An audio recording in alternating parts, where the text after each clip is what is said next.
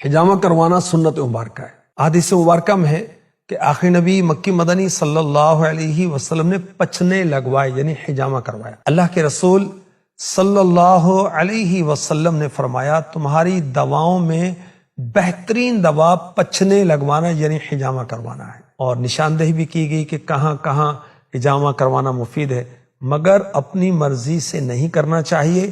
احادیث کے علاج بھی ڈاکٹرز کے مشورے کے ساتھ کرنا چاہیے۔ حجامہ کی وجہ سے خون کی گردش بہتر ہوتی ہے، خون میں آکسیجن اور غذائی اجزاء میں بھی اضافہ ہوتا ہے، جلد کی صحت بہتر ہونا شروع ہو جاتی ہے۔ حجامے سے کیل، محاسوں اور ایگزیما جیسی جلد کی بیماریوں کے خطرات بھی کم ہو جاتے ہیں۔ سانس کی بیماریوں سے بھی شفا حاصل ہوتی ہے۔ حجامہ کے لیے دیگر علاجوں کی طرح حجامہ کرنے والے کا ماہر ہونا ضروری ہے تاکہ فوائد حاصل ہو سکیں۔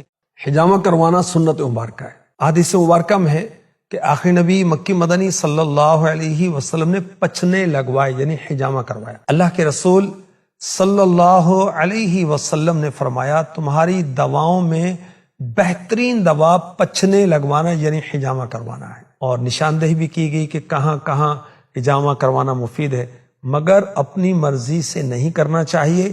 احادیث کے علاج بھی ڈاکٹرز کے مشورے کے ساتھ کرنا چاہیے۔ حجامہ کی وجہ سے خون کی گردش بہتر ہوتی ہے، خون میں آکسیجن اور غذائی اجزاء میں بھی اضافہ ہوتا ہے، جلد کی صحت بہتر